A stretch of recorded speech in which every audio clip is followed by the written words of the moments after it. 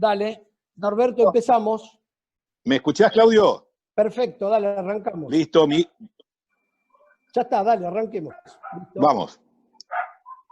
Bueno, muy buenas noches a todos. Muchas gracias por acompañarnos en este primer webinar de la Sociedad Argentina de Urología.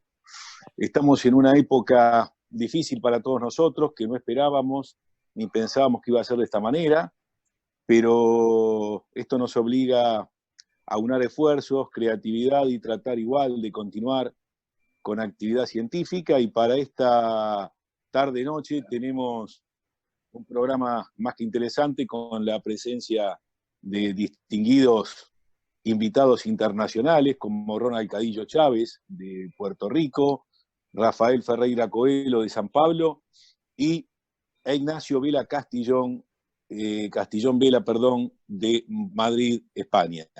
Quiero agradecerles a Gador y a Estelas la participación en el evento que lo hacen posible.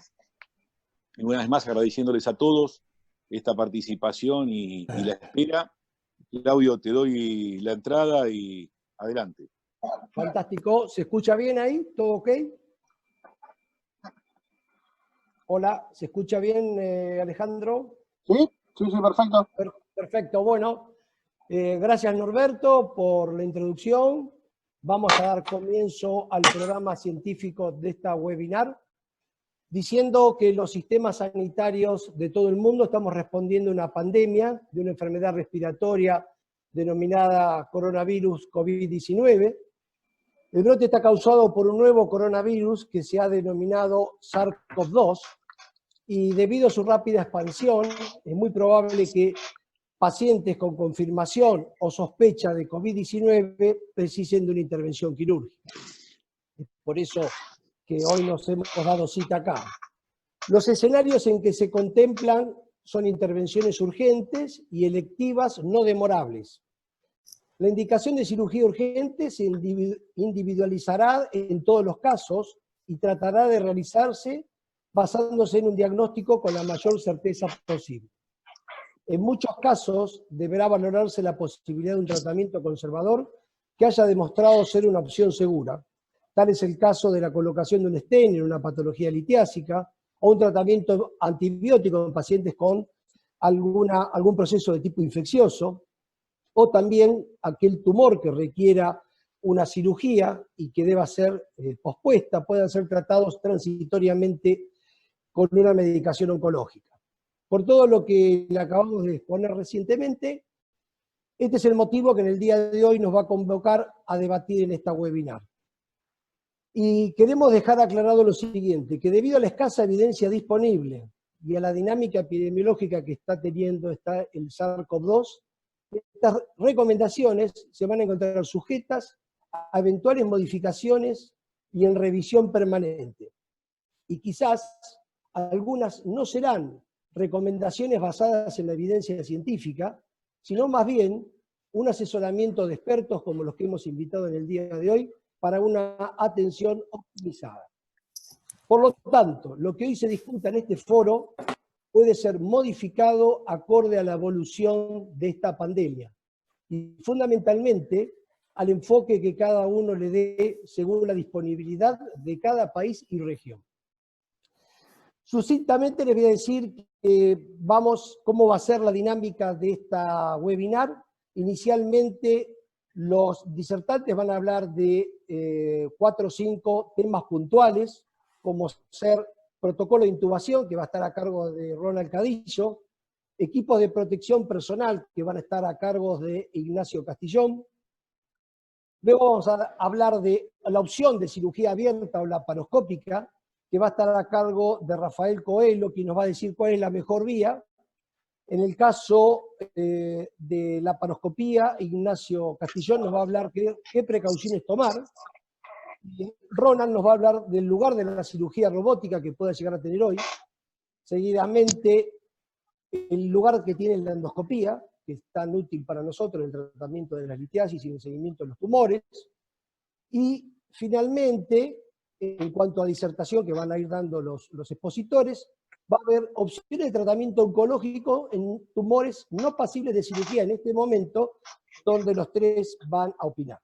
Seguidamente se va a realizar un round de preguntas y respuestas que intentaremos de ir contestando, las que seguramente si algo se habló con anterioridad, quizás algunas se puedan llegar a obviar. Y por último, vía chat, ustedes pueden hacer las preguntas que soliciten. Les informamos que es factible que algunas de esas preguntas no sean respondidas por una cuestión de tiempo, pero que oportunamente le enviaremos vía mail. Sin más que opinar, te invito, Ronald, a que nos hables de protocolos de intubación. Adelante.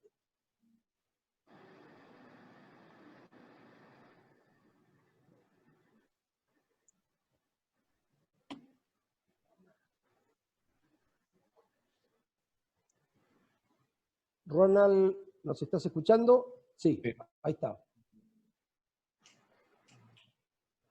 ¿Se ve? Ok, perfecto. Primero que nada, quisiera agradecer a la Sociedad Argentina de Urología y a los miembros del comité por permitirme compartir el día de hoy con ustedes. Realmente es un placer. Se me pidió que hablara un poco acerca del protocolo de intubación. Yo quise ampliar un poco acerca de esto, más que nada hablar acerca de precauciones del manejo de vía aérea en estos pacientes.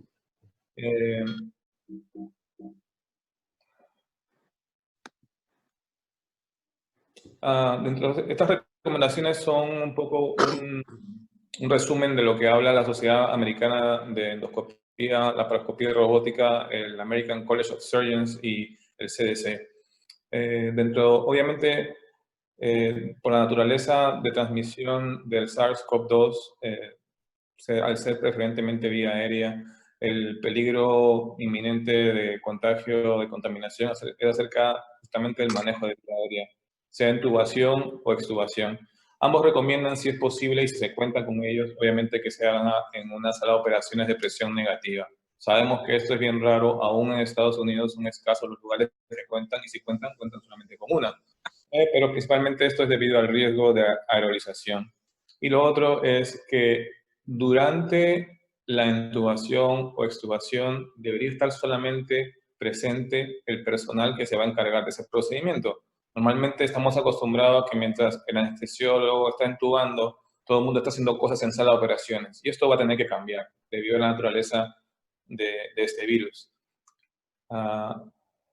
Así que, aparte de estas dos recomendaciones, ellos plantean una de las siguientes en cuanto a la tercera. Una es obtener un cuarto reservado solamente para la intubación o extubación, sea de pacientes COVID-19 positivos o sospechosos, que en este caso sería obviamente si se cuenta con un cuarto de presión negativa. Y lo otro es el periodo mandatorio de espera, ¿no? Esto voy a hablar un poco más adelante acerca de a qué me refiero. Así que dentro de las recomendaciones, como mencioné, si el paciente está confirmado para un COVID-19, debería haber una sala específica para estos pacientes. Si hay un cuarto de presión negativa, sería perfecto, pero como sabemos, esto no es posible en la mayoría de nuestros hospitales. Pero si ustedes hablan con cualquier experto en enfermedades infecciosas, le van a decir que más importante que un cuarto de presión negativa son los siguientes dos puntos. Normalmente las salas de operaciones, todas, la mayoría, son de presión positiva. Pero lo importante es saber cuál es el rango de intercambio de aire de la sala de operaciones. En Estados Unidos, al menos porque tenemos que seguir ciertas regulaciones federales, las salas de operaciones están obligadas a tener un intercambio alto de aire. Esto quiere entre 15 a 20 ciclos por hora. Entonces, sabemos, de acuerdo a cuánto es esa cantidad de ciclos, sabemos cuánto va a ser el tiempo que tenemos que esperar para poder entrar a la sala de operaciones. Usualmente van a ser, si son a 15 a 20, va a ser entre 20 minutos a media hora, que es el tiempo que habría que esperar después de la intubación para poder entrar a la sala, para saber que ese aire que estuvo ahí durante la intubación o durante la extubación ya recicló. Y lo segundo son las máquinas de anestesia. Como sabemos, existen las mascarillas que tienen un filtro que es el N95, Y esto es porque básicamente filtran 95% de las partículas que miden de 0.3 micrones a más. Pero las máquinas de anestesia cuentan también con dos tipos de filtros diferentes. Una es EPA y la otra es ULPA, por las siglas en inglés. EPA es High Efficiency Particulate Air. Usualmente se filtran 99.97% de estas partículas que miden 0.3 micrones a más. Y el ULPA, que es el Ultra Light Particulate Air, que usualmente filtra 99.99% de las partículas mucho más pequeñas que miden de 0.1 micrones a más. Así que si ustedes cumplen con estos dos requisitos, realmente están haciendo un buen trabajo en tratar de prevenir que el personal de las operaciones se infecte. Así que yo les sugiero que esto es una información bien sencilla de poder discutir con sus anestesiólogos y con su personal de sala de operaciones y del hospital. Estas dos informaciones realmente son las más importantes. Otro, obviamente, es tratar de planear una ruta corta del paciente que sabemos que está positivo o en general de cualquier paciente, dependiendo del hospital, los protocolos para que el paciente entre a la sala va a ser diferente, pero la distancia entre la sala donde se prepara el paciente y la sala a la cual el paciente va debería ser lo más corta posible para exponer al menor personal posible y la menor cantidad de pacientes posible. Y lo otro es minimizar el equipo de sala de operaciones. Mientras usted está esperando ese periodo obligatorio después de la intubación, debería determinar qué equipo va a entrar a sala de operaciones. Me refiero a material quirúrgico. No pueden tener toda esta cantidad de suturas como sucede a veces en mi hospital, que hay muchas suturas que uno ni usa, mucho material que uno ni usa. Todo eso tiene que ser regulado durante ese tiempo. Y lo otro también es el personal. Debería estar el personal estrictamente necesario. No sé cómo sucede en sus hospitales, pero en Estados Unidos a veces las enfermeras se relevan a mitad de procedimiento, y esto va a ser algo que va a tener que cambiar también, porque esa persona que releva a una enfermera y entra de sala en sala está actuando como un transmisor secundario, como lo que le dicen en inglés se llama fomites. Así que todo esto va a tener que cambiar. Y en cuanto al personal, también van a tener que ver mucho lo que es la educación, ¿no? Los residentes, los estudiantes de medicina, los fellows. Lamentablemente, cuando empecemos a operar en nuestros diferentes países a un volumen regular, queremos que los pacientes se compliquen lo menos posible, estén el menos tiempo posible en el hospital, en sala de operaciones. Así que muchos de estos procedimientos van a ser realizados realmente por la gente que tenga mayor experiencia, con mejores resultados. Lamentablemente, el tiempo de enseñar y entrenar, aun cuando nos encante, va a tener que disminuir, se va a ver afectado durante este tiempo. Esas básicamente son las recomendaciones en cuanto a lo que es el manejo de vía aérea. Eso es otro. Fantástico, Ronald. Muy clara la exposición. Vamos a seguir con Ignacio Castillón. ¿Estás listo ahí, Ignacio? Ignacio Castillón nos va a hablar de equipo de protección personal. Adelante, Ignacio, te escuchamos. Buenas tardes, buenas noches aquí en Madrid. Muchas gracias a la Sociedad Argentina de Urología por su amable invitación. Es un privilegio poder compartir este webinar con todos vosotros. Me toca hablar de equipos de protección. Vamos a...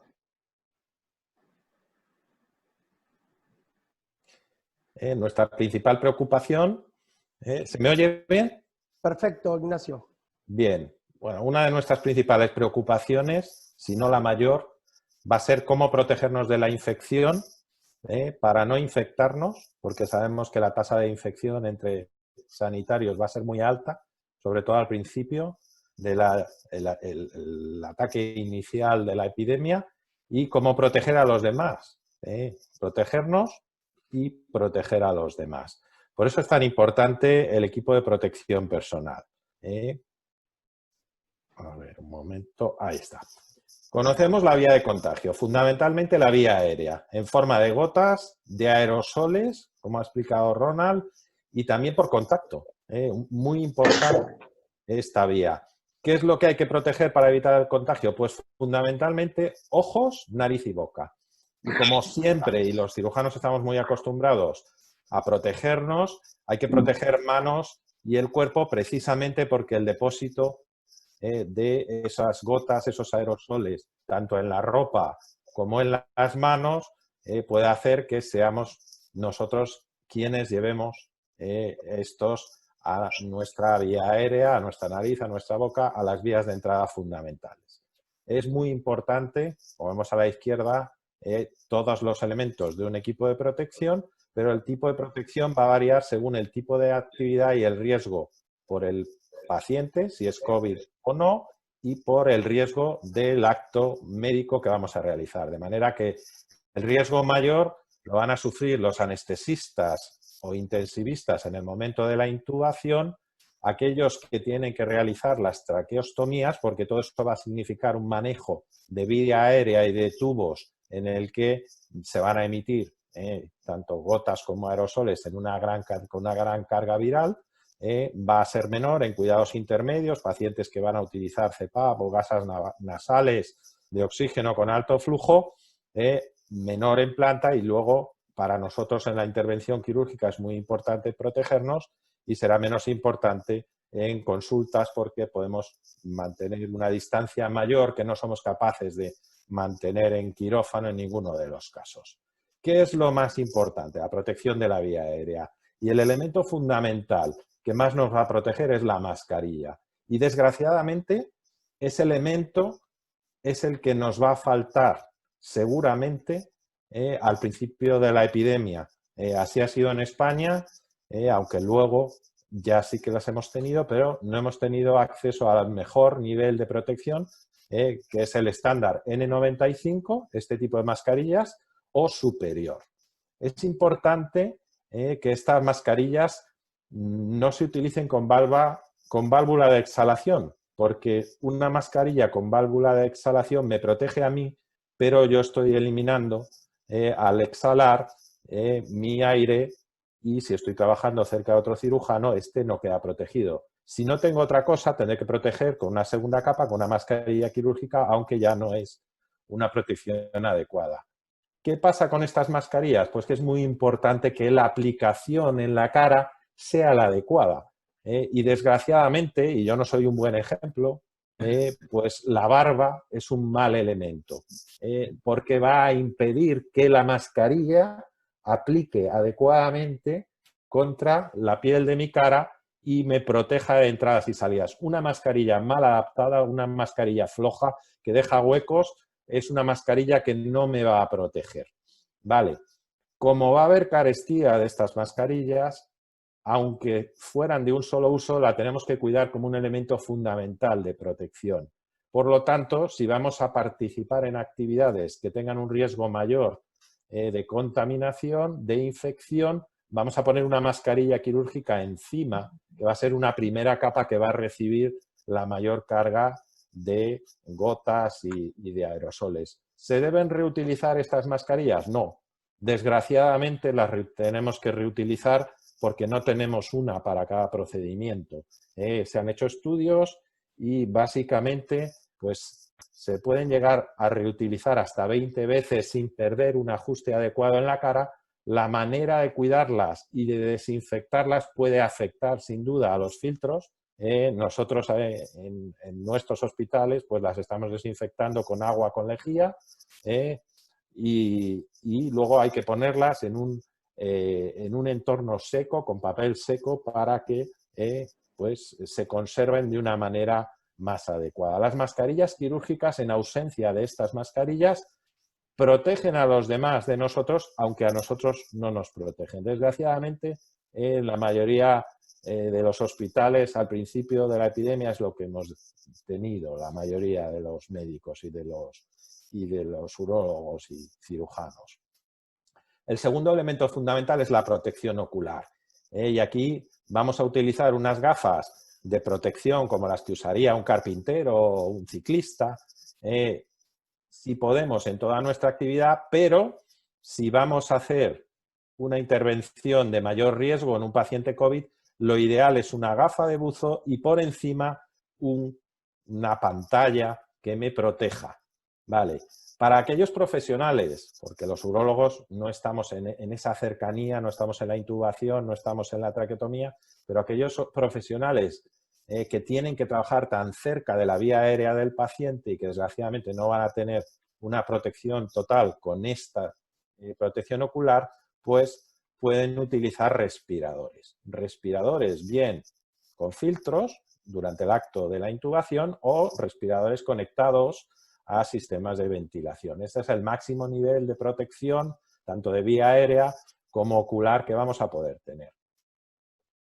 El resto del equipo de protección, como cirujanos, estamos habituados a hacer una protección inversa, pero estamos habituados. Desgraciadamente, cuando trabajemos en ambientes COVID y si disponemos de equipos de protección adecuada, es fundamental utilizar guantes, mínimo un par de guantes, calzas, vamos a utilizar gorro quirúrgico, un mono completo y las protecciones tanto de mascarilla como de vía aérea, y después, encima de esto, nos vamos a poner el equipo quirúrgico, nos vamos a poner la bata estéril y los guantes de cirujano. No es a lo que estamos habituados, porque no estamos habituados a trabajar con tanto equipo y puede ser agotador, pero es importante.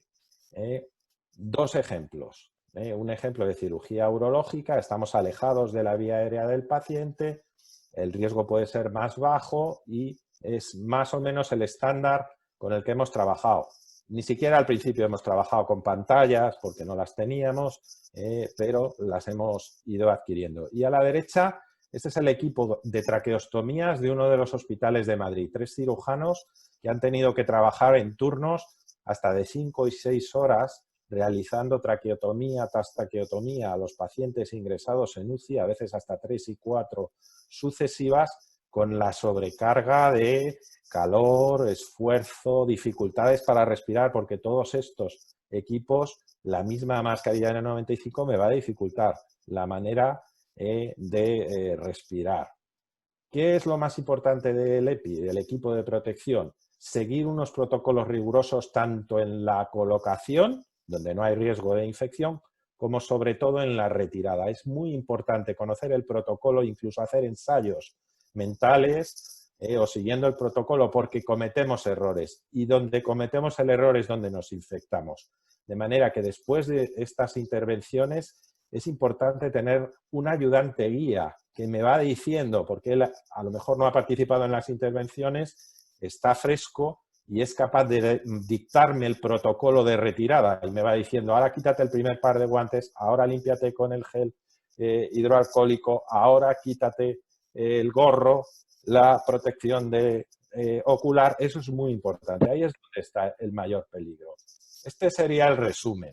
Y esto es un ejemplo de lo que ha sido la realidad desgraciada, ¿no?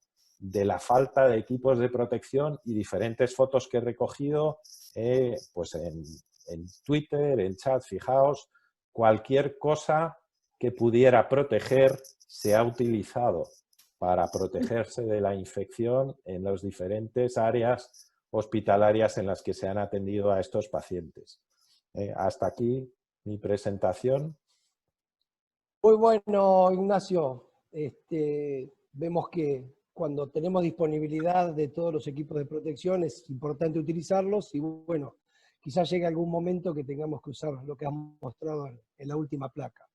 Muchas gracias, Ignacio. Vamos a seguir con Rafael Coelho, quien nos va a hablar. Tenemos que definir, tenemos que operar a este paciente y tenemos que decidir entre una cirugía abierta o laparoscópica o robot asistida. Rafael, adelante.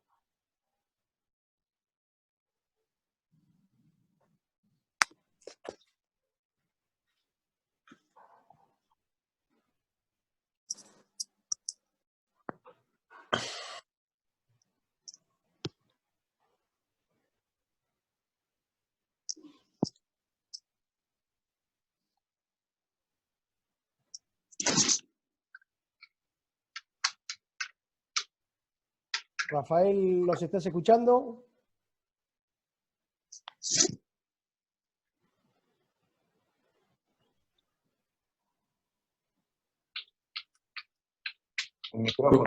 Consegue me ouvir agora? Ahora sí, Rafael, correcto. Ok, Perfecto. ok. Primeiramente, graças por la invitação. eu vou apresentar o consenso da Sociedade de Cirurgia Robótica, do qual participei. Esse consenso está em vias de publicação. É um consenso no qual fizemos uma extensa revisão da literatura para tentar entender se o risco de contaminação com cirurgia minimamente invasiva seria maior do que com cirurgia aberta. Então, após revisar a literatura, chegamos às seguintes conclusões. Primeiro, não existe nenhuma evidência para suportar que o vírus COVID-19 está presente nos aerosóis liberados de CO2 da cavidade abdominal durante cirurgia minimamente invasiva. As evidências que existiam de possível contaminação foram descritas com HIV, vírus HPV ou vírus da hepatite, HCV. São esses 3 vírus que tiveram relatos de contaminação no passado, mas não há qualquer evidência de que o COVID esteja presente no CO2 da cavidade abdominal. Se olharmos a literatura, não existe nenhuma evidência de que o vírus esteja presente na urina, não existe vírus viável na urina, e se fazemos PCR nos pacientes com COVID, menos de 3% dos pacientes têm COVID positivo no sangue. Então, amostras de sangue infrequentemente apresentam COVID-19. Então, esta é uma diferença muito grande comparada com o vírus da hepatite ou o vírus do HIV que estão presentes na corrente sanguínea.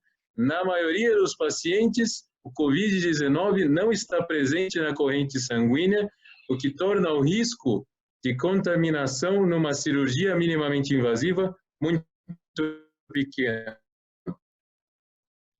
Isso foi documentado em laser ou laparoscopia em pacientes com HIV, HCV e HPV. Não há nenhuma evidência.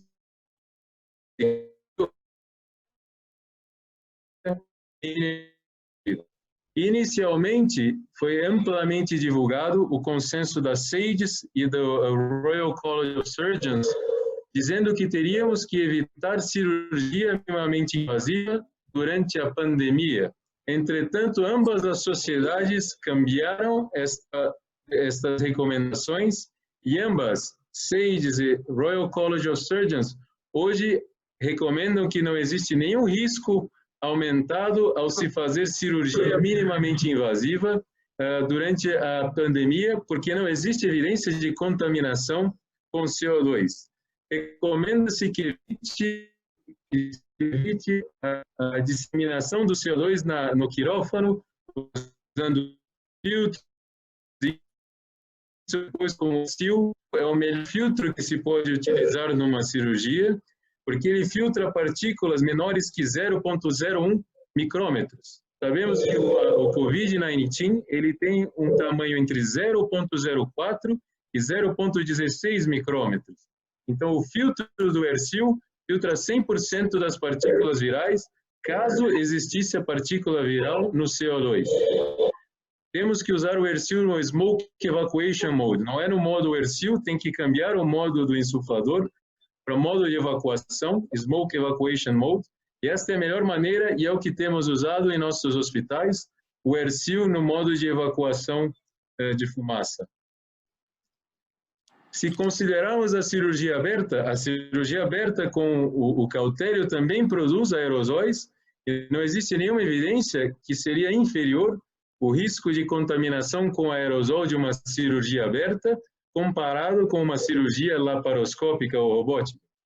Além disso, após uma cirurgia aberta, o paciente permanece no hospital por um período maior, exposto ao risco de contaminação intra-hospitalar, de modo que, neste sentido, a cirurgia minimamente invasiva teria benefícios e talvez um menor risco de contaminação com o COVID-19 comparado com a cirurgia aberta. Por fim, recomendamos em nosso consenso que, frente às incertezas ainda existentes em relação a outras rotas potenciais de contaminação, que é importante que todo o time cirúrgico do quirófano use todas as medidas de precaução.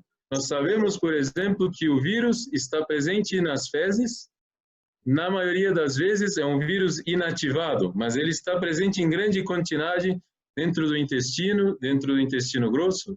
Então, nesse sentido, recomendamos precauções universais durante o procedimento cirúrgico, mas ressaltamos que a cirurgia minimamente invasiva, de maneira alguma, tem um risco maior de contaminação com Covid-19 quando comparado com a cirurgia aberta.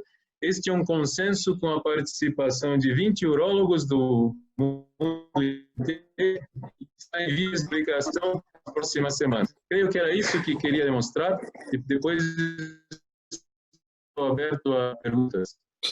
Muy bueno, Rafael.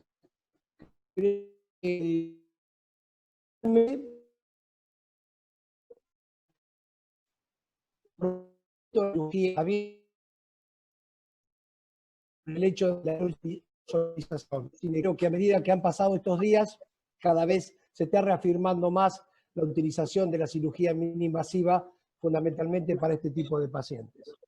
Vamos a seguir, muchas gracias Ignacio, Rafael, vamos a seguir con Ignacio, quien nos va a referir, en caso de la laparoscopía, cuáles son las precauciones que debemos tomar. Adelante Ignacio. Hay que habilitarle el micrófono, Alejandro.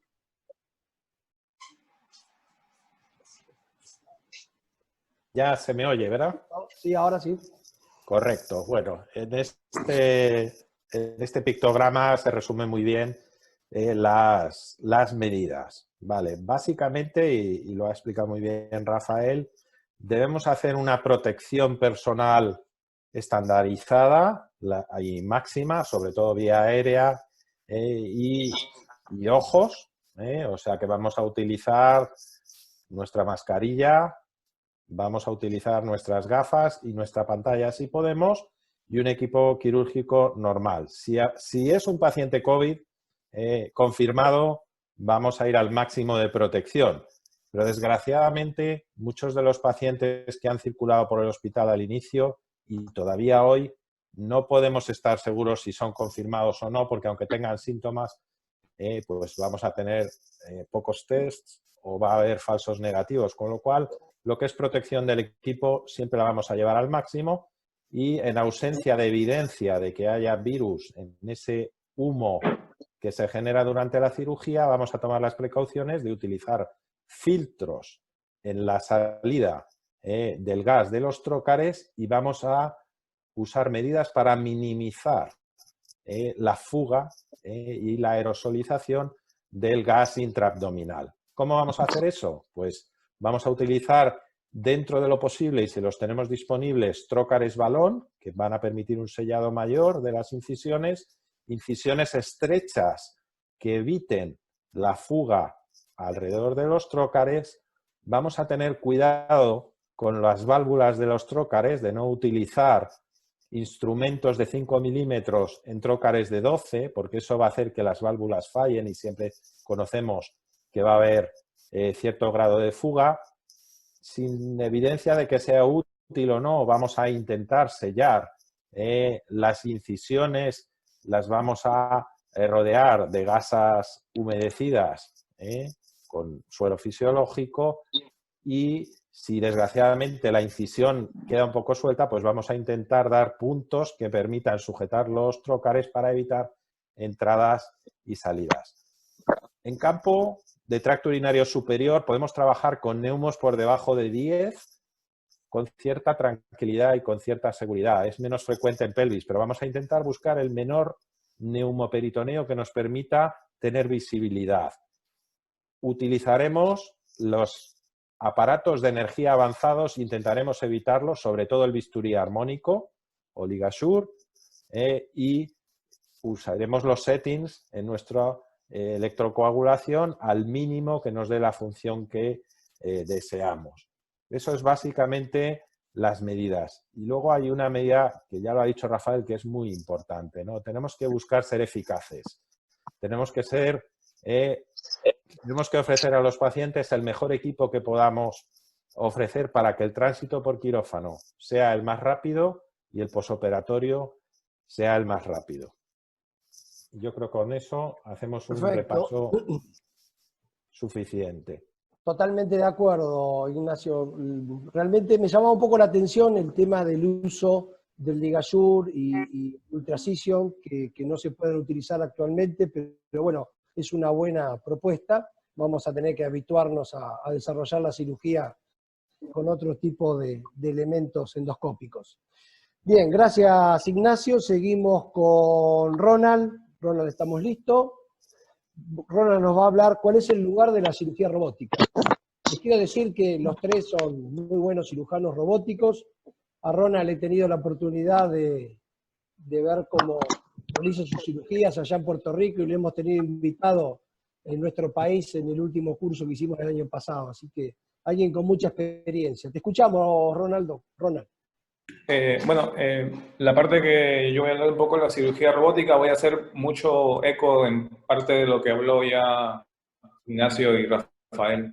En la cirugía robótica, los trócares realmente que se usan son trócares 8 y son básicamente el XI o el FI. Así que las incisiones usualmente tienen que ser bien pequeñas, como especificó Ignacio. El movimiento de los trócares debe tratar de evitarse, o sea, sobre todo en pacientes que son muy obesos, que tienen la pared abdominal bastante delgada, al momento de distender. Si ustedes ven que el trócar se está moviendo y hay algún peligro de que se salga durante la cirugía, pues lo mejor va a ser realmente fijarlo. ¿De qué manera? Pues si son los trócares robóticos, sería con suturas. Si son los trócares extra que se ponen, sea el 12 o el 5, existen unos trócares que tienen globo o balón en las puntas. El acceso al abdomen es lo más importante muchas veces, porque hay mucha gente que prefiere hacer Hassan y no Veres. Entonces, en este caso, obviamente, Hassan va a tener un mayor riesgo de escape de aire, así que tal vez eso va a ser algo que va a tener que cambiar ante esta situación. La presión de insuflación, como mencionó Rafael, tiene que ser la mínima. Ignacio mencionó el 12 milímetros de mercurio o 10 milímetros de mercurio. Realmente la presión mínima que sea necesaria para tener una buena exposición, para poder realizar esto de la manera más segura y más rápida. Si cuentan con equipos de Ercil, como mencionó Rafael, son equipos perfectos porque permiten un flujo de aire continuo, una presión mínima suficiente. Uno puede realizar cirugías con el Ercil en presiones de 8 milímetros de mercurio sin ningún problema, pero obviamente son equipos muy caros, ¿no? Si uno no cuenta ya con ese equipo en el hospital, es bien difícil realmente conseguirlos. Realmente todos los hospitales van a correr bastante cortos porque hay un periodo en el cual están cerrados y todo va, en cuanto a lo que es dinero, todo el mundo está apretado. La sala de operaciones, ya hablé acerca de lo que es ventilación y filtración, y la parte más importante es lo del nemoperitoneo, ¿no? Idealmente debe ser un sistema cerrado.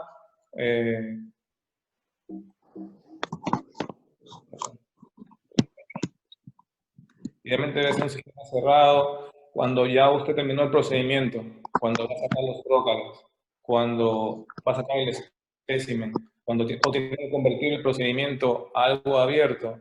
¿Qué va a hacer con el nemoperitoneo? ¿No? Eso es un aire a presión que debe poder absorber, que debe poder filtrar y evacuar antes de sacar los trócares. Y en el caso nuestro, de los cirujanos que hacen mucha cirugía robótica, nosotros no estamos ahí, al lado del paciente. Nosotros no estamos como la gente que hace la paroscopía, ¿no? Que puede hacer esta parte. Está realmente la técnica de sala de operaciones, el PA, y es el personal al cual hay que insistir y educar acerca de estas medidas, porque nosotros vamos a estar sentados en la consola. Así que la filtración y evacuación del nemoperitoneo es la parte más importante al final, porque es la parte que va a permitir disminución de un riesgo de infecciones. Y aquí es una tabla simplemente para mostrarles la gran variedad de filtros que existen, ¿no? Uno de ellos es el Ercil, pero muchos de ellos son máquinas, que son sistemas activos, pero también, obviamente, son máquinas mucho más caras. Las máquinas están entre 20 y 30 mil dólares. Comparado a sistemas pasivos, en los cuales son básicamente un filtro que se conecta a uno de los trócares y va conectado a un sistema cerrado a lo que es el equipo de succión, que son mucho más baratos. Estamos hablando de 20, 25, 30 dólares por filtro, Y estos son un par de ejemplos simplemente, ¿no? Es algo más accesible, pero algo que va a ser necesario y que antes no se tenía, no se usaba. Pero esto realmente va a ser la nueva medida que hay que tomar. Es la parte realmente más importante en cuanto a lo que es cuando acabó el caso. Tipos de casos, esto lo vamos a hablar probablemente más tarde, así que eso sería lo que te tendría que hablar acerca de cirugía por robot ahora. Fantástico, Ronald. Muy clara la posición. Seguimos con Ignacio, y nos va a hablar de lugar de la endoscopía. Un problema que tenemos actualmente es cómo tenemos que seguir a estos pacientes, fundamentalmente en los cánceres de vejiga, que debemos realizar controles, esos controles son endoscópicos. También el caso de los pacientes con litiasis, que se utiliza mucho la cirugía endoscópica. Así que, Ignacio, nos vas a hacer una puesta al día de qué se puede utilizar actualmente y cuál es el lugar de la endoscopía en la práctica urológica en esta era del COVID. Adelante. Habilitamos el micrófono de Ignacio. Ya lo tengo. Listo. Correcto. Bueno, pienso, la recomendación general ante el impacto de la epidemia y desconociendo cuál va a ser la velocidad de crecimiento y de afectación de la población es suspender en general toda la actividad quirúrgica. Porque, por un lado, hay que proteger los recursos que se tienen, fundamentalmente los equipos médicos, porque el impacto en infección en equipos médicos y sanitarios va a ser altísimo, en torno al 30% en China, mayor del 30% en España. El segundo es la falta de recursos, de equipos de protección individual, y el tercero es disminuir la infección cruzada y disminuir la infección en población, ¿no? Entonces, con todas estas prevenciones, la recomendación general es suspender, pero claro, no en todos los entornos ni en todos los hospitales va a haber la misma incidencia de infección y, por lo tanto, la velocidad en la que podemos disminuir la actividad puede ser muy rápida, como pasó en Madrid, o más lenta. Sí que es verdad que, afortunadamente, la mayoría de las sociedades científicas han sacado una serie de recomendaciones adaptadas. ¿Cuál es el papel en la endoscopia? Pues, a ver, un momento. Ahí. En principio, tenemos que hacer un triaje de los casos que tenemos ya en lista de espera para intervención quirúrgica y tenemos que hacer una selección de los pacientes que van a presentar de nuevo patología. En el caso de la litiasis y en nuestro entorno, básicamente la actividad se ha reducido a la actividad urgente. Incluso dentro de la actividad urgente y poniendo en consideración las condiciones del paciente y las condiciones que hemos vivido en los hospitales, también y todo lo que fuera demorable, o por lo menos en un intento de en las primeras horas,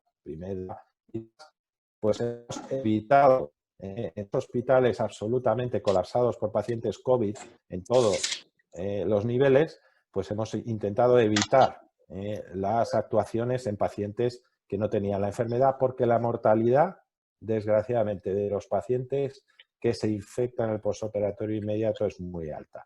De manera que en el tratamiento de la litiasis no debemos retrasar las urgencias tradicionales. Cuando tenemos una litiasis, bien ureteral o renal, obstructiva, sintomática y que afecta a función renal o en monorrenos, obstrucción bilateral, pues desgraciadamente nos podemos ver obligados a tener que intervenir, aunque en algunos casos lo hemos desestimado por condiciones del paciente. Cuando hay una sepsis de origen urinario asociada a obstrucción, también. Hemos limitado estas actuaciones a derivaciones urinarias fundamentalmente. Y dentro de las derivaciones urinarias, las recomendaciones serán utilizar intervenciones que vayan a necesitar la menor atención postoperatoria, de manera que utilizaremos stents con el hilo para poder retirarlos de una manera que no necesite un paso rápido ni una entrada en un quirófano y una nueva cistoscopia, y vamos a evitar o vamos a favorecer la endourología endoscópica sobre la nefrostomía percutánea y otro tipo de acciones percutáneas, porque los tubos externos es más fácil que puedan sufrir una caída, un arrancamiento y una necesidad de nuevas intervenciones médicas, aumentando el riesgo de infección. De ahí hacia la izquierda, pues ya vamos a ver la litiasis que sea obstructiva, pero que el paciente no presente condiciones de complicación, se intentará siempre en lo posible demorar, y el resto, litiasis no obstructiva, pacientes ya con catéteres doble J o nefrostomía previos, y los hallazgos de litiasis se va a demorar dentro de un esquema que hay que triar a estos pacientes para poder darles una contestación una vez pasada la epidemia en función de la prioridad. Lo mismo vale para el tratamiento endoscópico de los tumores vesicales. De manera, estas son las guías de urgencia que ha sacado la Asociación Europea de Urología, en las que va a calificar la prioridad de baja, intermedia o alta. Todo se demora, sobre todo los tumores de buen pronóstico, pequeños, unifocales, bajo grado, citologías negativas, son demorables claramente. Todos los demás tumores son demorables, pero se intentará en un tiempo menor de 3 meses dar una respuesta, y solamente en el plazo menor de 4 a 6 semanas o inmediato aquellos casos en los que presenten clínica de hematuria con antecedentes de un tumor de alto grado, o en los casos en los que una RTU previa hubiera dejado tumor residual, y la urgencia, la hematuria con coágulos, que puede ser en un paciente que necesite más de una intervención, más de una entrada en una planta COVID, pues hace el consejo de tratar de emergencia una hematuria con coágulos o que requiera pues, estas intervenciones de manera repetida, pues tratando como una emergencia podemos disminuir el número de posibles actos médicos secundarios que necesite este paciente y por tanto el riesgo de contagios. Perdón. En cuanto a las cistoscopias, el carácter general es demorar en función del riesgo de los tumores vesicales, o si son revisiones después de nefroureterectomías, pues serán más largos los plazos en los bajo riesgo que en los de alto riesgo, y simplemente los más urgentes pues serán los pacientes que presentan hematuria en el seguimiento después de una RTU por un tumor vesical de alto grado. En cuanto a lo que es diagnóstico y tratamiento del tumor en tracto urinario superior, básicamente la conducta es retrasar, la prioridad es intermedia, casos con citología positiva, cistoscopia negativo y TAC negativo o dudoso, podemos retrasar hasta 3 meses. Si se trata de ureteroscopía diagnóstica en el seguimiento después de tratamiento conservador del tumor de tracto urinario superior, igualmente es intermedia, y en los casos de tratamiento vamos a retrasar bajo riesgo y solamente vamos a intentar dar una respuesta antes de 6 semanas cuando sean casos de riñón único o con insuficiencia renal. No siempre es posible dar una respuesta, pero eso es un poco lo que nos dicen las guías.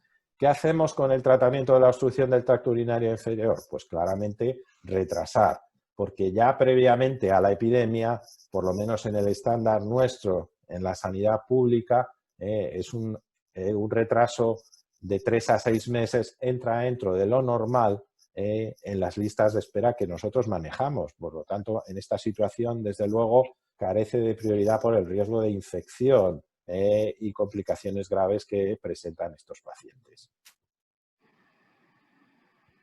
Muy bien.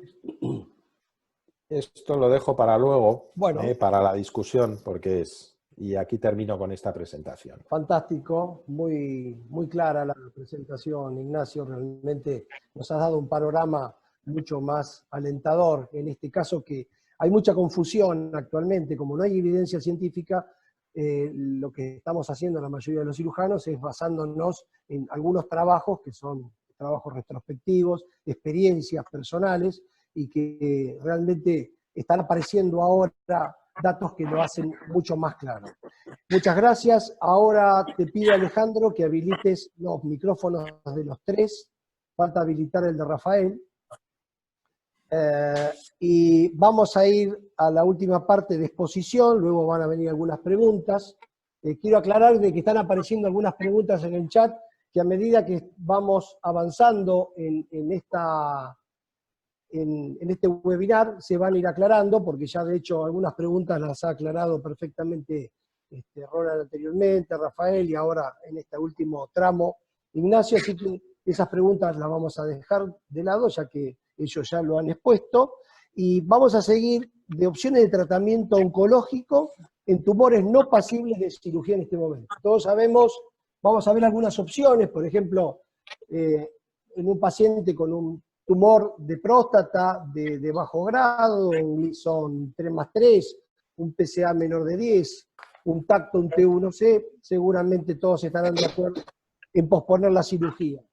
Pero, a ver, le voy a preguntar a Rafael, ¿qué harías vos en el caso de un paciente con un cáncer de alto grado, tiene un PSA mayor de 10, es un Gleason 4+3 y el tacto es un T2B?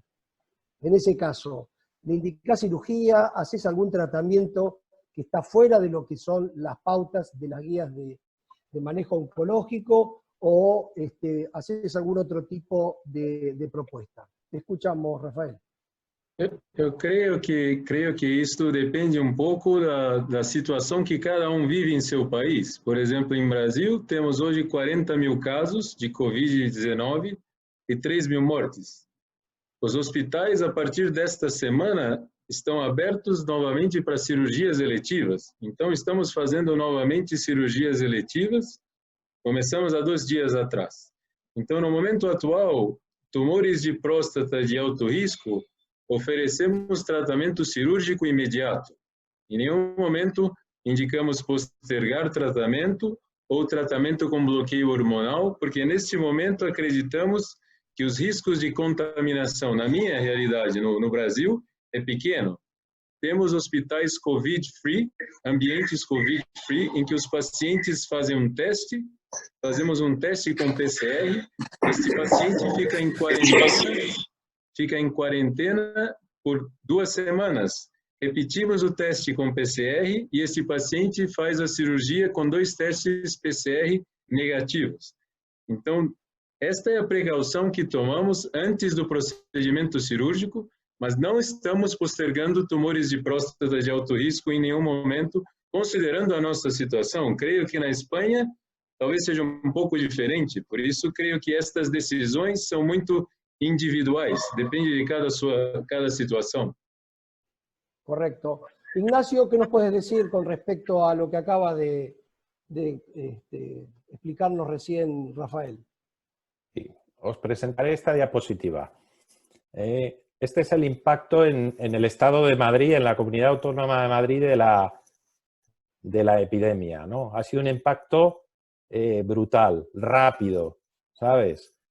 Muchas veces tienes la sensación de que vacías de contenido a tu servicio y tu actividad quirúrgica. Fijaros, en Madrid hemos pasado en muy pocos días, estos son los días de marzo y abril, hemos pasado de menos de 100 casos a 15.000 casos y estamos por encima de los 11.000 muertos, aunque oficiales están en torno a los 7.000. Y este es mi hospital. Esta gráfica de la derecha es mi hospital. En apenas, estos son ingresos COVID y estos son camas UCI COVID. Mi hospital tiene unas 50 camas de UCI que se convirtieron en unas 60-70, utilizando reanimaciones y nuevos espacios. En apenas 15 días pasamos de menos de 100 casos en el hospital a 630. En un hospital que tiene 630 camas. Quiere decir, el 100% del hospital, no es verdad porque ampliamos la capacidad del hospital, pero en un hospital de 600 camas, con 50 camas de UCI, pasamos a tener en apenas 2 semanas de una situación desahogada a una situación de colapso. y en una zona de baja incidencia de la infección en Madrid. Si me voy al Hospital de Vallecas, que es un hospital de 270 camas y 15 UCIs, que ha tenido una incidencia superior a 800 enfermos por 100.000 habitantes, este hospital se ha convertido en un hospital con 720 pacientes COVID, casi ha triplicado el número de camas, y todas de estos enfermos, y 35 pacientes UCI. Los quirófanos de este hospital se han utilizado al 100% para tener pacientes intubados, para que os hagáis una idea. Y otro ejemplo de cómo ha impactado la epidemia en Madrid, hoy comentaba con unos compañeros, el día pico en urgencias del Hospital de la Paz de Madrid se atendieron en urgencias más de 800 pacientes. Entonces, prácticamente la actividad quirúrgica tuvo que cesar obligatoriamente. En las clínicas más pequeñas, en las clínicas privadas, intentamos mantener la actividad viendo cómo se iban ocupando los espacios del hospital con estos pacientes, hasta que llegó un momento en que el riesgo para nuestros pacientes era mayor que el beneficio incluso en los tumores más agresivos. Por lo tanto, hemos diferido todos. Y ahora, un mes, 6 semanas después, estamos entrando ya en un periodo de recuperación, menos de la mitad de los pacientes hospitalizados, las UCIs siguen con una ocupación bastante alta, pero tienen ya huecos y podemos construir espacios limpios o libres de COVID, no se puede decir libres, pero de menor riesgo, y circuitos para recuperar la actividad, y esa es en la fase en la que estamos. Por lo tanto, un paciente con un cáncer de próstata de cualquier riesgo ha sido una cancelación, una valoración con el paciente y una demora.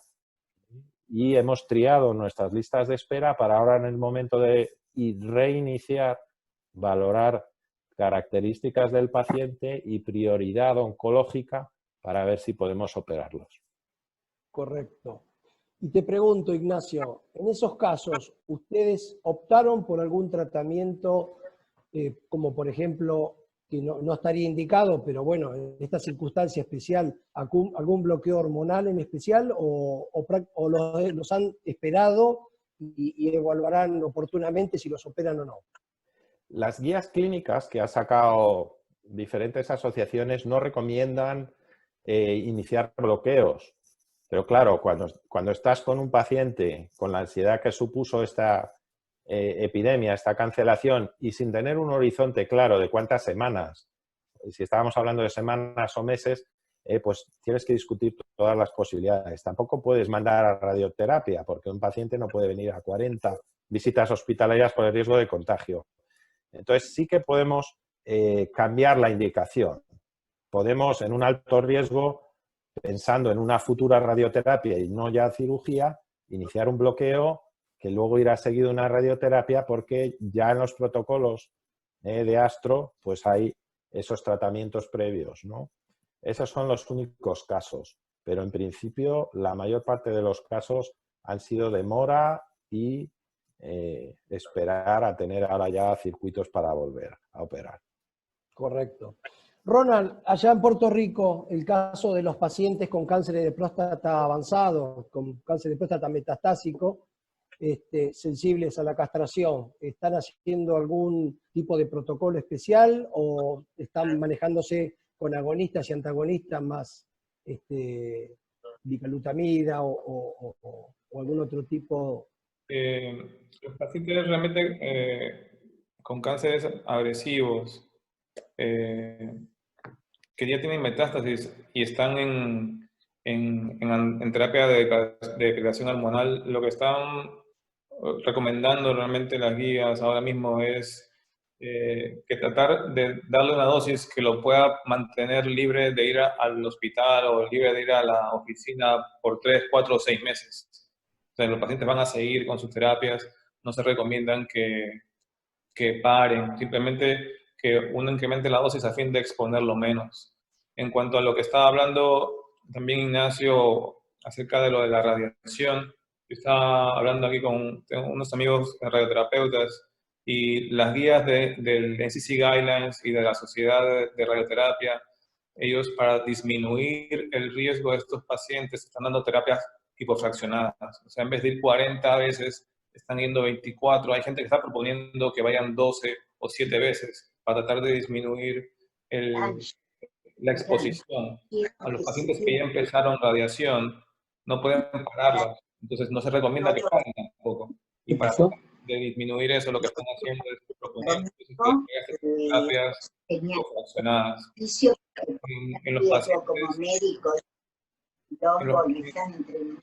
los pacientes de cáncer de próstata, que son pacientes de riesgo intermedio no favorable, de riesgo alto o de muy alto riesgo, lo que le estamos diciendo es que realmente hay un artículo de Johns Hopkins que se publicó en el British Journal of Urology en el 2019, en septiembre, es bastante reciente, en los cuales ellos compararon a los pacientes de estos grupos: cáncer de próstata, riesgo intermedio no favorable, riesgo alto y muy alto riesgo.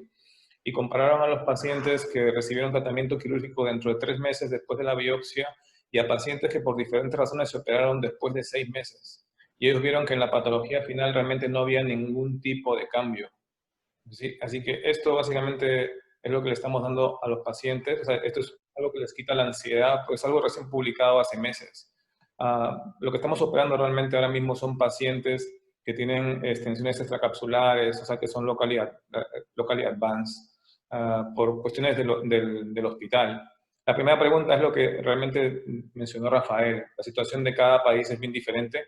El CDC, cuando empezamos con todo esto de la pandemia, publicó 3 fases, ¿no? Fase 1, fase 2, fase 3. Así que la primera pregunta que hay que hacerse para poder responder una pregunta así es: ¿en qué fase estamos? ¿Estamos en fase 1? ¿Estamos en fase 2? ¿Estamos en fase 3? ¿No? El mejor ejemplo de fase 3 es lo que mostró Ignacio. En fase 3 usted no puede ofrecer nada al paciente aunque usted quiera. O sea, realmente todo va para esos pacientes COVID-19. Todos los recursos van para allá. Fase 1, usted puede realmente operar.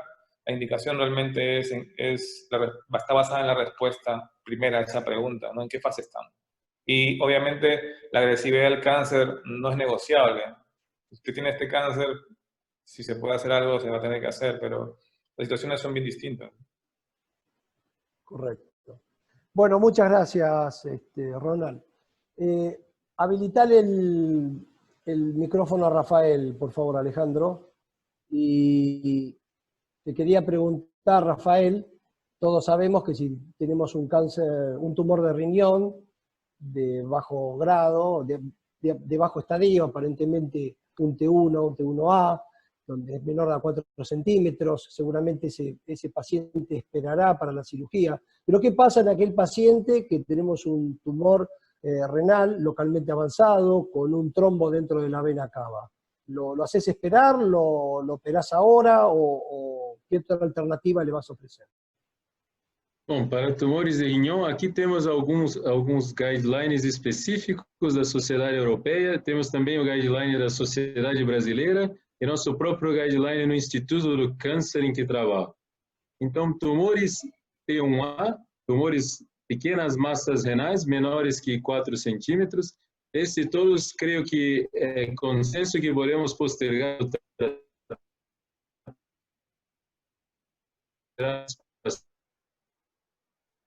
os tumores 3, tumores com invasão de cava ou com linfonodo positivo. Esses tumores também não cambiamos em nada o tratamento. Esses tumores são tratados imediatamente após o diagnóstico.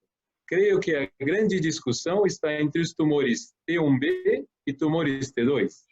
Nesse sentido, se observamos o guideline europeu, ele oferece que tumores T2B maiores que 10 centímetros devem ser tratados imediatamente, enquanto que tumores T1B até T2A, que são tumores entre 4 e 10 centímetros, poderíamos postergar esse tratamento por 3 meses. Isto é o que recomenda o guideline europeu.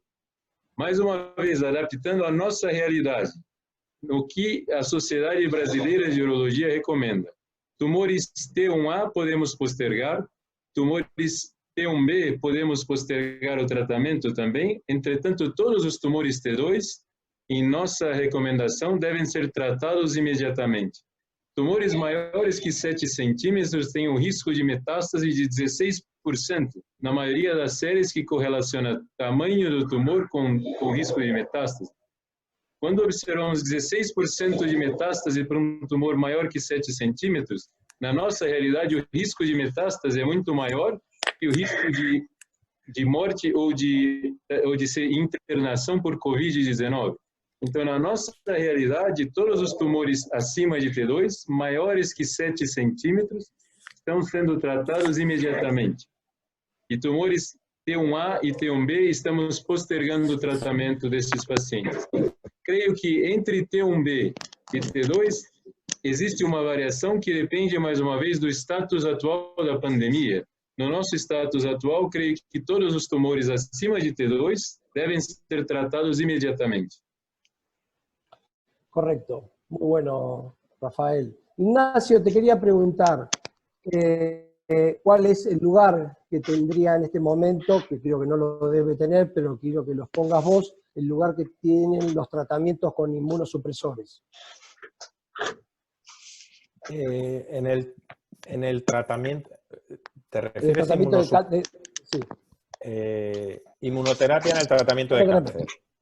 Correcto. Bueno, se tiende a favor de, por ejemplo, en el tratamiento del tumor renal, lo que nos dicen las guías es que intentemos dar TKIs preferentemente frente a inmunoterapia, porque el riesgo que lleva implícito el tratamiento de las posibles complicaciones derivadas de la inmunoterapia hace mayor el riesgo para nuestros pacientes en cuanto a contactos con el hospital, intervenciones secundarias, riesgo de infección y muerte.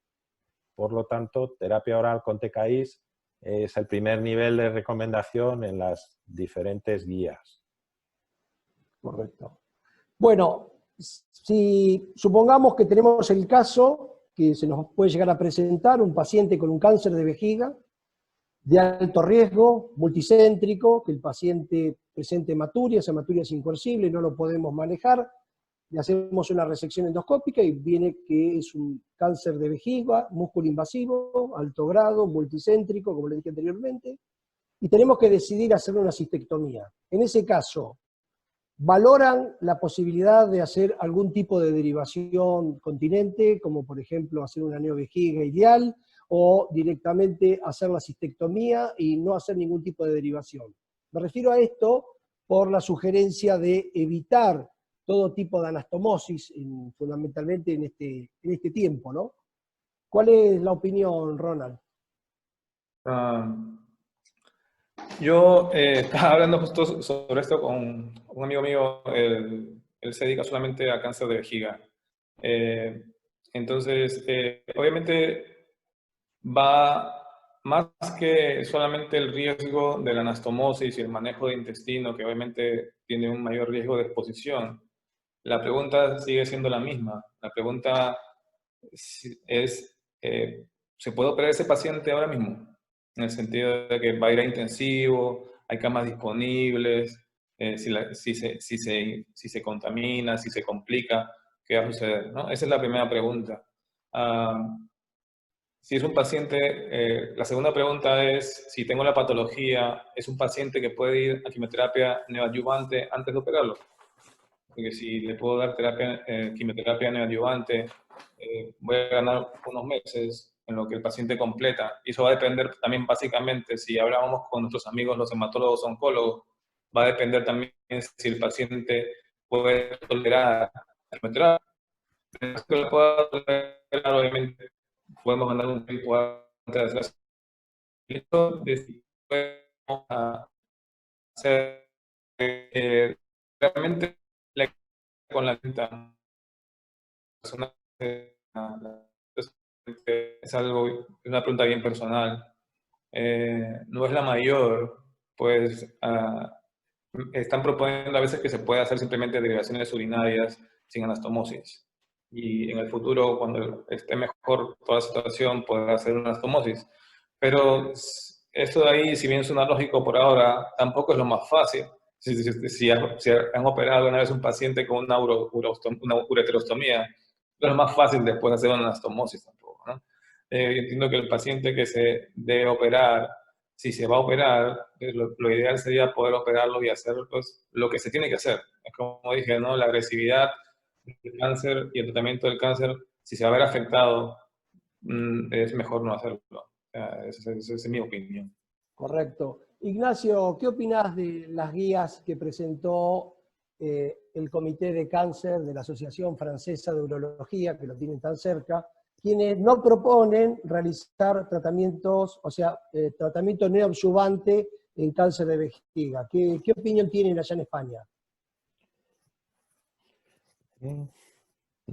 ¿Se me oye? Sí. Sí, sí. Efectivamente, ellos no proponen neoadyuvancia. Y no proponen neoadyuvancia, yo creo, porque vienen a considerar todos los factores. Fundamentalmente, nos enfrentamos al riesgo de enfermedad y muerte por contagio de estos pacientes. Si lo que vamos buscando es disminuir visitas hospitalarias y tenemos una alta tasa de incidencia en la población, como pasa en Francia o en España, no queremos tener a los pacientes que ya estaban con quimioterapia, hay que seguir dándosela, pero iniciar nuevos tratamientos quimioterápicos implica un riesgo para estos pacientes. Un porcentaje alto de los pacientes con tumores urológicos, al menos una cuarta parte, van a ser pacientes con alto riesgo preoperatorio y con alto riesgo, con enfermedad y comorbilidad importante y riesgos altos, ¿no? Ya en una dinámica normal. Esto es de un análisis retrospectivo de los grupos italianos que han analizado todos los pacientes oncológicos que han tenido que demorar o que han podido operar durante la epidemia allí, ¿no?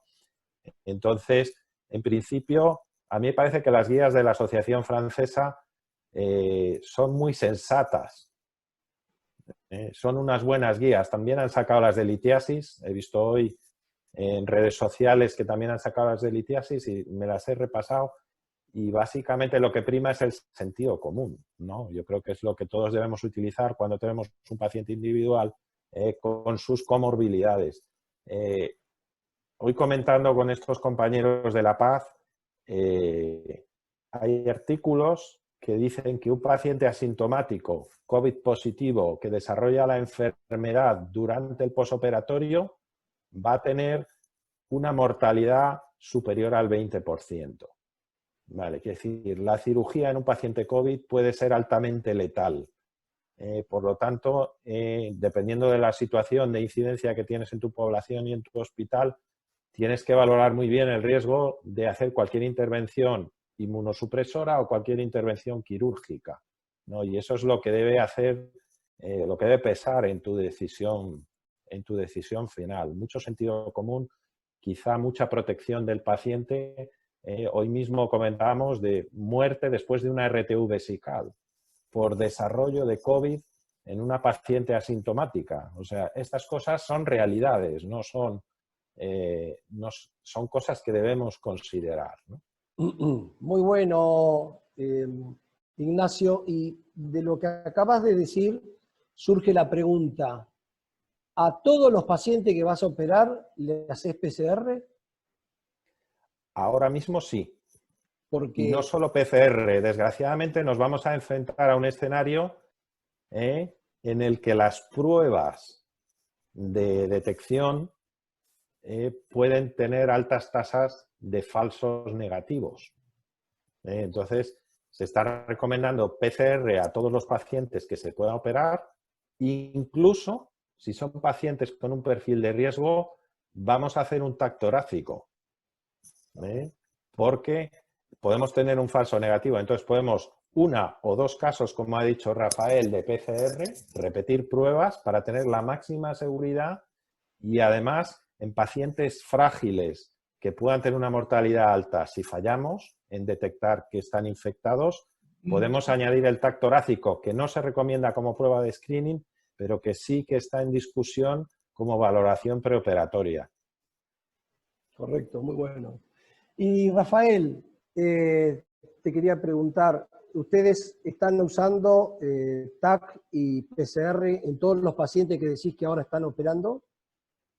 Aquí nos hospitais privados, a recomendação atual é fazer 2 PCRs com um intervalo de pelo menos 10 dias. Então, fazemos PCR, orientamos o paciente a ficar em casa de quarentena, fica em isolamento por 10 a 14 dias, repetimos o PCR, e se tem 2 PCRs negativos, orientamos que pode fazer a cirurgia num COVID-free hospital.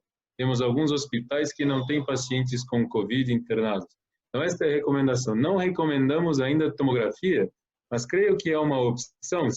Creio que se não tem os 14 dias de intervalo, por fazer apenas um único PCR, creio que associar a tomografia com um único PCR seria interessante. Então, poderíamos cambiar, ao invés dos 14 dias de quarentena, PCR mais tomografia. Mas a recomendação atual são 2 PCRs negativos com intervalo de 10 a 14 dias. Correcto. Le quería preguntar a los tres, en caso de que tenemos que, ya dirigido directamente a la parte quirúrgica en sí, que ya algo estuvieron exponiendo, si es buen momento para continuar con la enseñanza médica en la urología, si nuestros residentes es una buena oportunidad para que sigan operando o es un momento quizás para que paren transitoriamente la práctica quirúrgica y sea manejada quizás por personal que tenga mayor experiencia. ¿Cuál es la opinión, Ronald?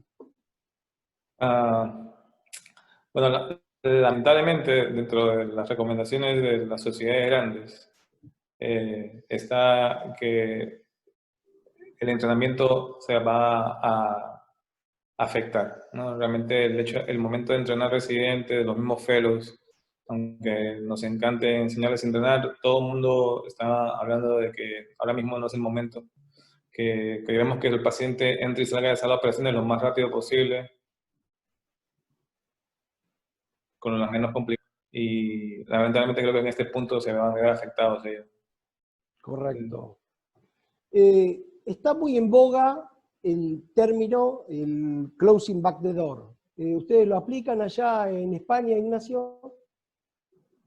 En nuestros hospitales, o por lo menos mi hospital, prácticamente, si a lo que te refieres es que se han determinado zonas de ingreso COVID que han ido creciendo, han ido ocupando todo el hospital, porque eso permitía disminuir los riesgos, circuitos específicos para los pacientes, zonas de ingreso específicas y también ahorro de recursos con diferentes niveles de protección, porque solamente el que entra en las habitaciones es el que tiene que llevar la máxima protección frente a el resto del equipo, que se han formado como equipos piramidales, en el que pues, los otros están participando del resto de tareas médicas, ¿no? En un equipo de 4, 5, 7 médicos formados por internistas, neumólogos, urólogos, cirujanos vasculares y cualquier tipo de médico, hasta los alumnos del último año de medicina y los recién terminados, se han incorporado a estos equipos. Entonces, sí que ha sido importante para limitar sobre todo la infección cruzada, paciente-paciente, sanitario-paciente y paciente a sanitario, que ha sido muy alta. ¿Cuál sería la recomendación que ustedes pueden llegar a hacer en el caso de nuestro país, que en este momento el número de infectados no es tan importante como lo ha sido España o como en América Latina lo es en este momento en Brasil? ¿Cuál sería la recomendación que nos pueden dar debido a que la mayoría de nuestros hospitales en este momento no se están atendiendo prácticamente pacientes, pero tampoco están desbordados como ha ocurrido ahí en España?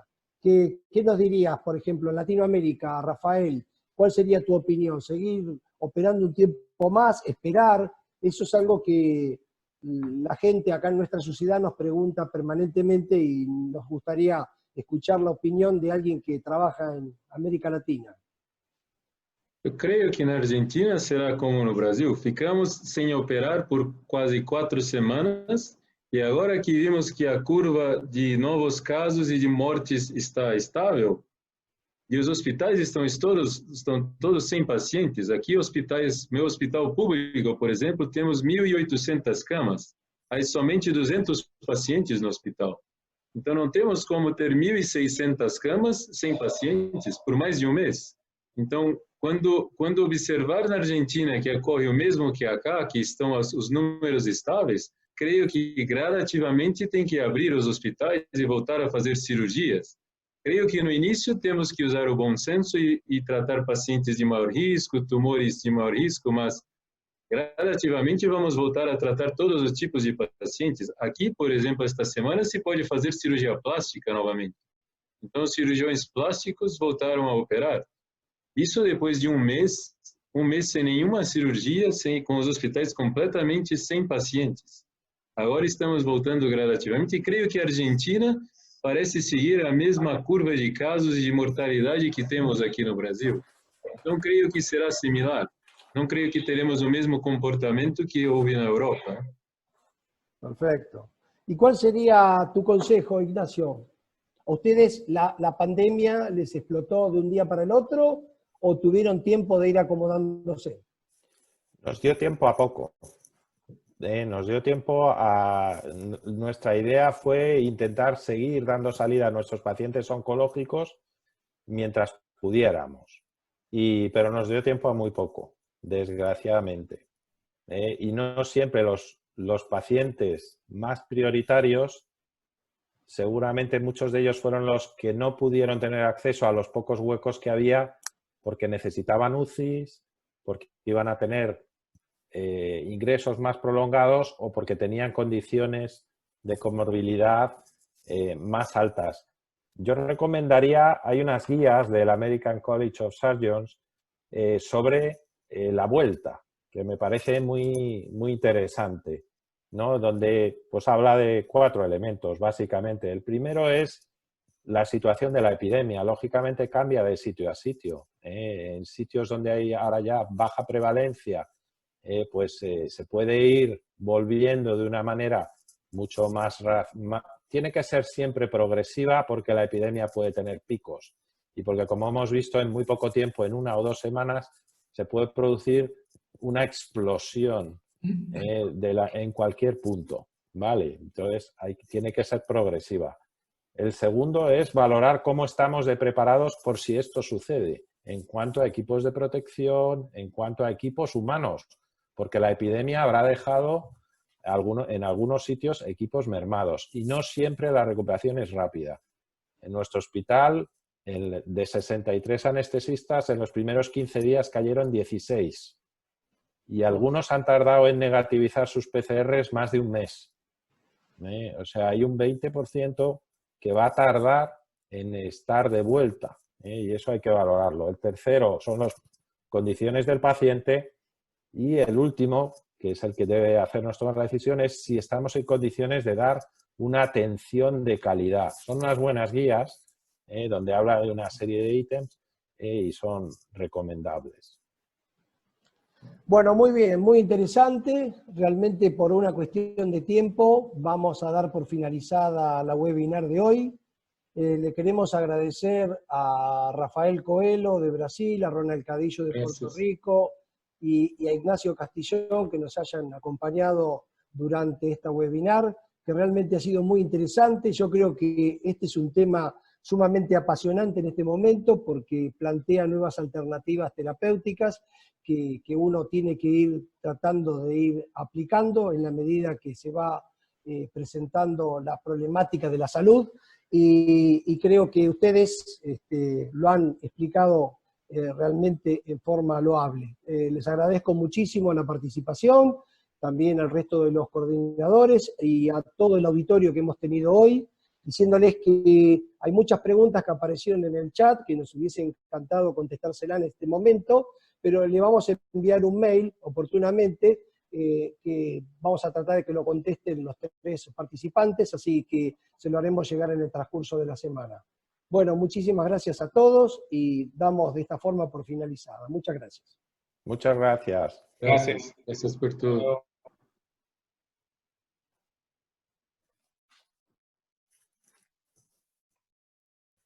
¿Me escuchás, Claudio, ahí? correctamente. ¿Está cortada la transmisión, Alejandro? No. Alejandro no se escucha.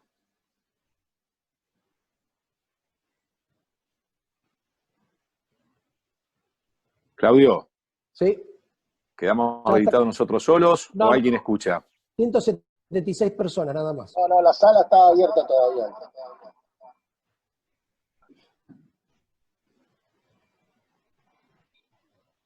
Cerramos la sala, Alejandro, y pasamos en privado nosotros. Ok. Gracias.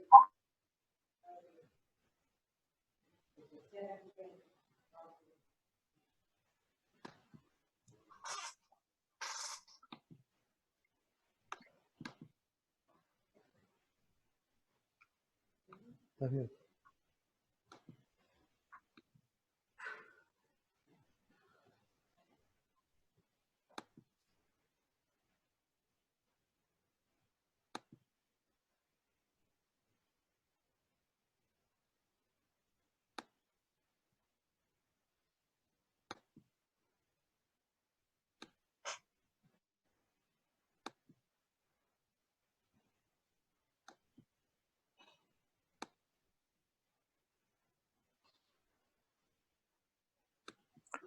Claudio, ¿me escuchás? Sí, todavía está abierta la sala. Ya cerramos Bueno. y pasamos en privado la reunión de ayer.